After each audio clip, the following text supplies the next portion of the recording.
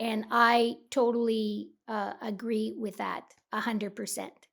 So what happens is indigenous ways of healing and helping have been marginalized, they've been inferiorized, they also get appropriated and get fragmented and reconfigured, and end up um, being taught and carried out by Western people. But indigenous ways of healing and helping, indigenous approaches to psychology, to counseling, to mental health, and addictions, uh, prevention and also addictions treatment, are holistic. They're by their nature holistic. And I come from an Anishinaabe centered standpoint. So every part of every day I do my best to bring Anishinaabe centrism into everything because it's been so marginalized and inferiorized. And unfortunately, I remember when I was a younger woman and I was having post traumatic stress issues. In fact, I was a complete mess. I was a hot mess and I wasn't functioning well. And I went to my medical doctor, who was a white doctor, a Caucasian doctor. And I was telling him that I was working with my elders and I was going to the sweat lodge and I was doing this and that. And he said, well, you can do all that hocus pocus stuff all you want, but I am your medical doctor. And if you want me as your doctor, you must listen to me. And so he referred me to a Western psychiatrist who did an assessment.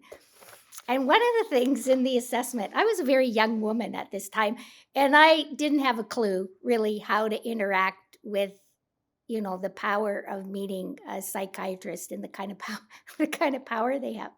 So anyway, she asked me all these questions and then she says, have you ever seen a poltergeist? And I said, what's that? And she goes, well, like a spirit. And and I said, oh yeah, for sure, you see them too, I said. Anyway, she starts madly writing, and then the next time I see my medical doctor, he talks about schizophrenia. And I said, oh, for God's sakes, is that because I answered the question that I see spirits? I said, oh, that's a cultural bias you're coming from. Like, you really need to get informed, buddy. But yeah, I mean, Indigenous people do get misdiagnosed all over the place because there's no context, there's no understanding for our lived reality and our worldview. So I actually agree with you, Barbara, that holistic approaches need to be included in the process of healing and treatment. I practice a form of therapy called dialectical behavior therapy. I'm a specialist in actually treating personality disorders. I've just been blessed with the ability to do that and do that very calmly too. So I've been treating personality disorders for over 10 years. And one of the things I've come to realize is in the dialectical behavior therapy program, we actually have a spiritual component to it. And so why do we have a spiritual component? Because all the chaos that's involved with people struggling with borderline personality disorder can actually be helpful in a meditative and mindfulness approach. And what do we know about all religions? All religions have an aspect of mindfulness and meditation. And so it's interesting you say that because even in using DBT to treat borderline personality disordered patients or clients, we actually incorporate that aspect of mindfulness-based practices and meditation because that's huge in actually healing the mind. So that can be connected to your spirituality. For me, as a Christian, I find it very, very powerful because at the end of the day, even through the chaos in my clients' lives, I can still say a prayer for my clients. And I feel so grounded knowing that I have that spirituality to rely on when all around the lives of my clients are actually looking quite chaotic. But I do have a footing and a grounding knowing that my stand in God can keep me going with my client. I've survived it for over 10 years and counting. Wow.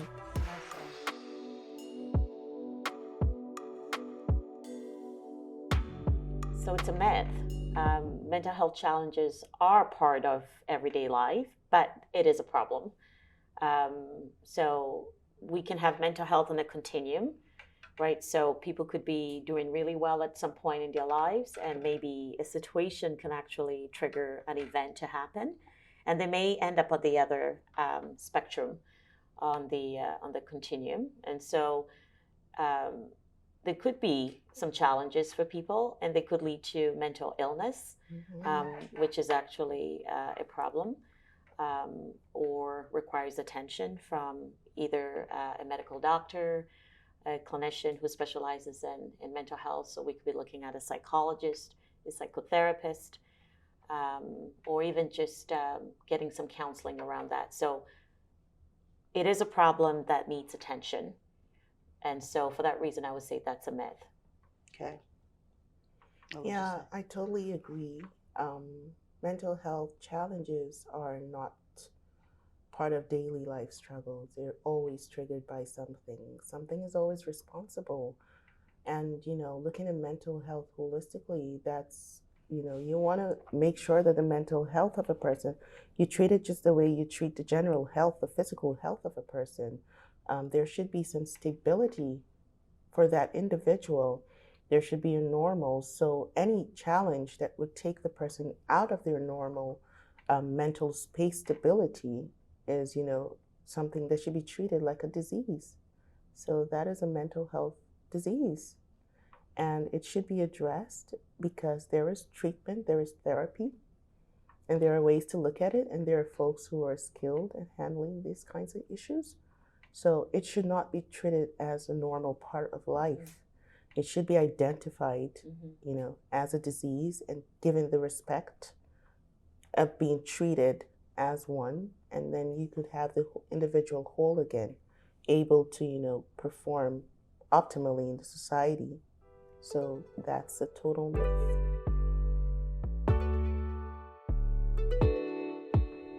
I would say that is 100% true. Definitely true. Especially for the Black communities. Yes. Stigma and discrimination is something that we struggle with in our community because the Black communities do not believe very much in mental health challenges. There is an awareness creation, and there has been over the past couple of years normalizing conversations around mental health. But the community believes in so many other approaches to challenges. And sometimes these beliefs in these approaches kind of blindside them to, the reality that mental health issues do exist in Black communities, and Black folk do experience mental health challenges. Yeah. And because we have many folks in the communities who have these beliefs, it's easy to stigmatize or discriminate against those who have it.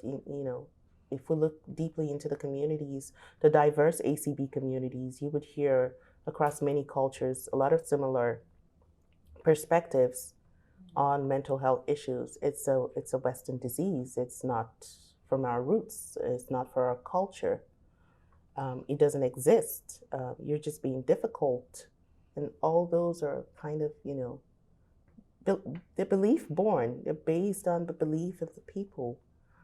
So I wouldn't necessarily say, oh, it's because they want to be difficult, but it's just based on belief. And because we don't talk about mental health issues enough, and normalizing the conversation to get folks to the same standpoint where we all talk about it and realize that it's real, it exists, so we could recognize it when it comes to our doorsteps and to our communities. I think even just hearing you talk about that brings an experience to mind. So having I come from a Catholic community, and I've realized even in my work, some people have been concerned about what other religious organizations or religious leaders are going to be concerned about their mental health and how they're going to feel about that. And so the community as a whole becomes a source of fear or concern. Is somebody going to find out from my church that I am actually getting some help from a psychotherapist or a psychologist? Is that going to be a problem? So people are concerned. I do agree with you, Ruby, that it is true. Some people do fear that. If they seek help, word will spread.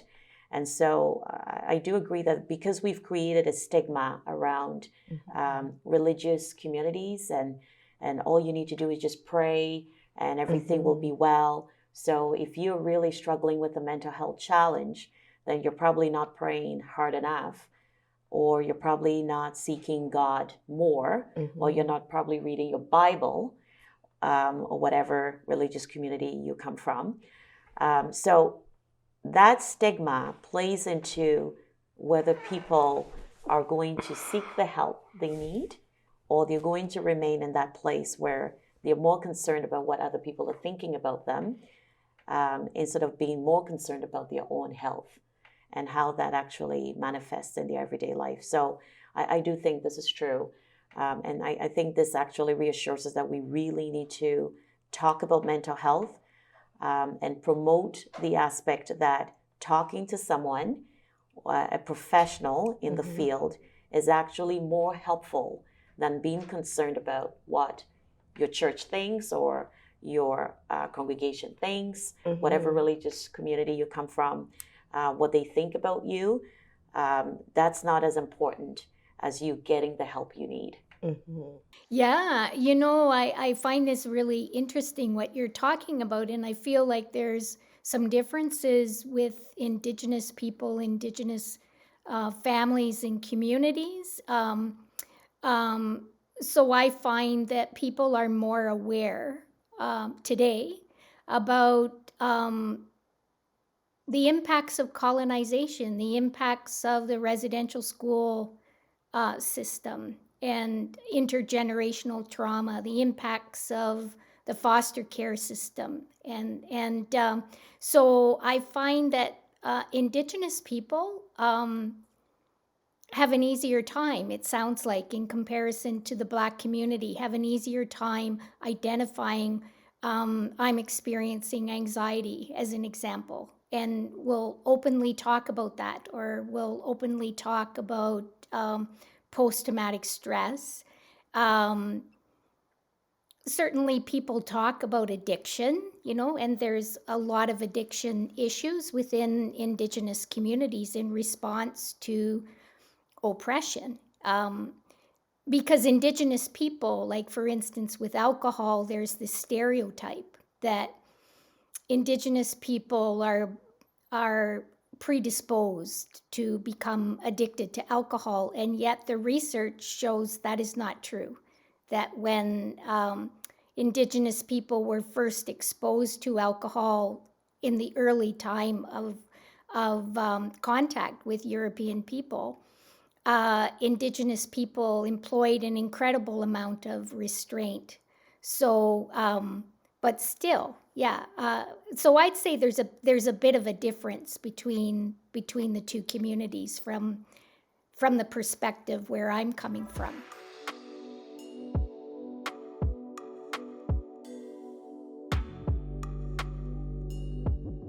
I believe with all my heart that racism is a learned behavior, and it can be unlearned. And it's a lifelong process. And first of all, we have to admit that we're racist.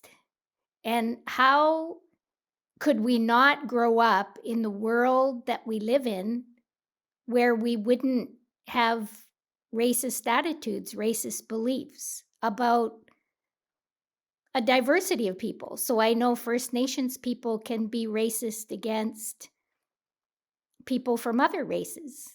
So nobody's exempt from it. But I specifically want to speak to Caucasian people and to my Caucasian family and the rednecks that I come from.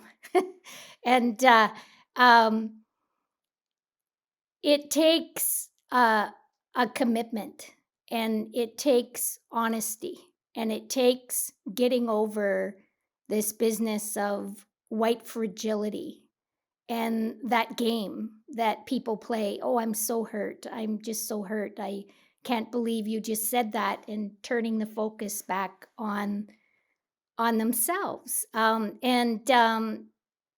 So one thing that we have to get used to is to get out of our comfort zone and to go and interact with people and go and explore. And as I know a lot of my white students will say, I'm so afraid of making a mistake. Well, we all make mistakes. We all do goofy things and we make blunders, and but it's really, really important that we um, educate ourselves and learn about diversity. And it's really, really important that we face our shame when we uncover.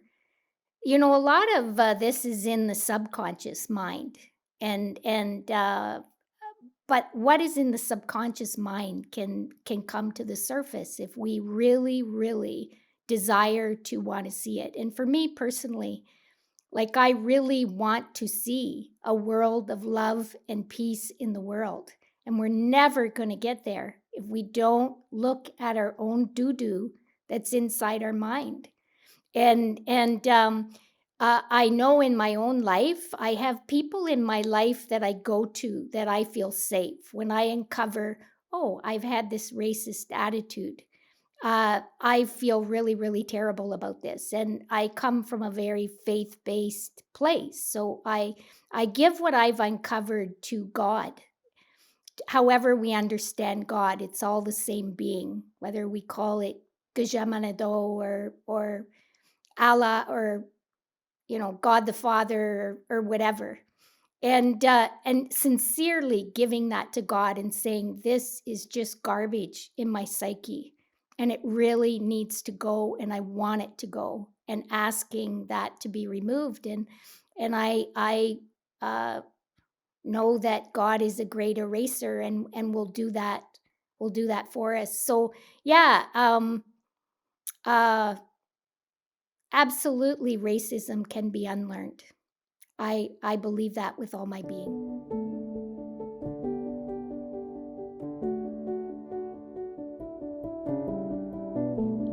It's a very, very excellent question. And I'm going to say that because what Susan has described here is a society or an individual that living in a society where the social determinants of health are not affecting that individual. So Susan has described stability. There is cultural competency. So there is interaction and communication. There is high level of resources. Susan is describing an individual that does not have wants or needs. There is connection to roots and culture. So the person is having a sound mind, basically. Education and infrastructure, good housing. This person is most likely going to have a very stable mental health, because the social determinants of health that affect people and lead to mental health issues are absent in this individual's life. So I'm going to explain why people have mental health issues in response to these questions. Mental health issues are as a result of a multidimensional interplay of multiple concurrently running issues that come together. And the playing ground for that is the mind. The mental space is where these issues happen. So if there are social determinants that affect health playing a role, poor housing, food insecurity, precarious employment, no money, poverty, bad water, thoughts around what to eat for dinner, thoughts around who's going to pay the bills, thoughts around racism, microaggressions, a person suffering systemic racism at the workplace culture being naturally exclusive towards that person, can all lead to things that are the recipe for mental health issues, such as low self-confidence, low self-esteem, no assertiveness. You want to say something, but you're not sure if you're going to be politically correct. Will you be forgiven after you say it? Will you be accepted after you say it? You have no confidence to speak. You have a lot to say, but you're afraid to speak. You might as well be the most educated person in the room. But where is the confidence to speak to that? You're Black. You might be suffering from, self-hate. And these outcomes are what we now come to know as mental health challenges, mental health issues. A person is having trauma and repeated trauma, and the trauma is not going away. People have had to live and dwell in work environments that are toxic, and they have to sit there and serenade in it every day. So there's a trauma level, and then they get re-traumatized. So there is no cultural competency in the workspace. There's no stability. They don't have access to resource, so they have to remain in that job, because if they leave that job, how are they going to pay the bills? How are they going to feed their families? These are the real life issues that intersect to play a role in mental health challenges. And when a person can't take it anymore, they start saying things like it's too much, or they don't say anything at all. They just give up and start having mental health issues that come with symptoms like withdrawal. They stop enjoying life. They stop enjoying conversation. They become very introspective and very sensitive. They don't want to interact with folks. They don't want to interact with the community that provides healing, or the culture that provides healing, or even the faith-based organization where they go to get their gas to keep going. They don't want to go to church. That is why communities that are able to achieve stability are able to have healthier mental health. They're able to have healthier lives because they have a plan. They have a process. They're not afraid of what to eat. They're not afraid of the basic requirements for survival. They are not put in that critical space of constantly trying to survive. Someone said a heightened survival mode is what Black people endured. A heightened survival mode where they're ready to say, "Oh, this is a perfect workspace. It's perfect. Just give me my dollars, A paycheck. give my paycheck. Oh, my boss is the kindest. He doesn't treat me badly. He only whips me once or twice a week." It's born from trauma. And not having a stable environment definitely leads to an unstable mental health. So this individual that has been described here, these communities that have been described here, have some form of stability.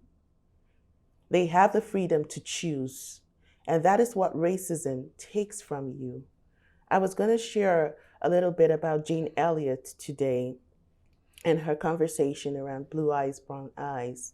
And in one of those conversations, she was talking about choice. You have the freedom to choose when everything is working. You have the freedom to walk away from a job when you have a backup plan. You have generational wealth as your background. You have a community that stands behind you. You're going to say, "Mom, I don't feel that job. I didn't like it." And she says, "You know what? You don't need to do what you don't like if it doesn't make you happy. You can walk away." You have that support. But then imagine coming from a community where you don't have that support. You don't have a choice.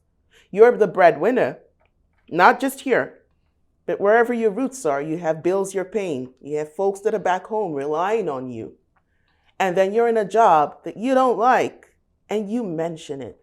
It's going to be like, "Oh, let's use prayer," because you cannot afford to lose that job because we're too many depending on you. And you know what those cause over time? Parentification and all of those kinds of things, where an individual is constantly subjected to trauma and re-traumatization just because there is a gap in one of the systems that play an important role in mental health stability. So we cannot speak about holistic health or holistic mental health without addressing the social determinants of health and how they intersect with the Black communities. Safe transportation. There are folks who are just afraid to get on the bus to get to work. The workspace is great, the salary is good, but they're afraid to get on the bus because of the microaggressions that could be residing on the bus, waiting for you. That's a reality of the daily lives of many Black people. And, just being visibly Black, before you open your mouth, there's a natural bias, as we know how biases have come to be. They've been learned through storytelling, through books, through literature. They've been learned through social media, through conscious and unconscious methods, passive and active methods of transferring this knowledge. From 3 years old, a child knows what race is, and racism has been taught. So living in a world where you have to move around these biases, it creates an added layer. But living in a stable world where everything is stable and works just as it should be, you're able to speak and be understood.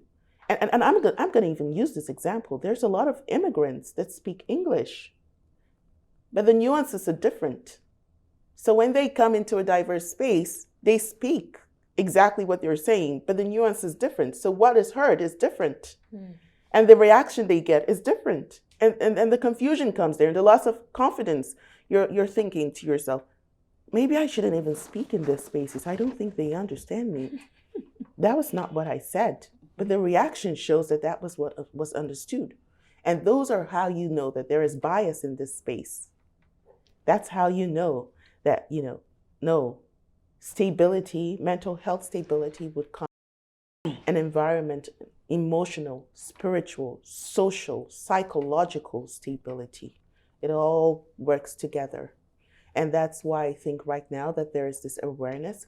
We're having more and more folks looking at the social determinants of health, saying why, and that's one thing I'm grateful for the pandemic for. That's the silver lining in the pandemic. It exacerbated what we have known to exist all these years. It kind of brought it afloat, brought it to light. Why are this particular group of people contributing so much to the COVID-19, and they contribute so little to the total numbers of Canadians? And in looking at that disparity, we were able to see that the social determinants of health affect every aspect of health.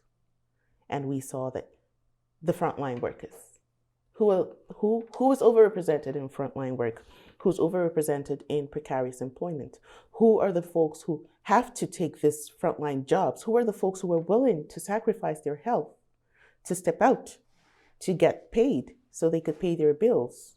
Why? Why is a question we keep asking, and then it leads you right back here. And do you think that those folks are okay? Do you think that it's okay that they had to do this frontline job just to survive? They were in that heightened state of survival, getting the lowest salary and lowest incomes, and having very huge certificates sitting in their bedrooms because of immigration and transitioning. And those certificates do not translate into the appropriate salary scale, and they're not treated with the same dignity that they should be treated with in the workspace just because of the color of their skin, and because there is a bias that you have no substance, you have nothing to contribute, or you speak and you're not understood because you do not have certain nuances. Or you speak and there's a narrative of you're an angry Black woman or you're an angry Black person, and the context of your speech, the context of your message is lost in that because the narrative has changed. It's more about your tone, not necessarily what was said. So these are the dynamics that create physical, emotional, mental instability. And Susan, I hope I responded to your question.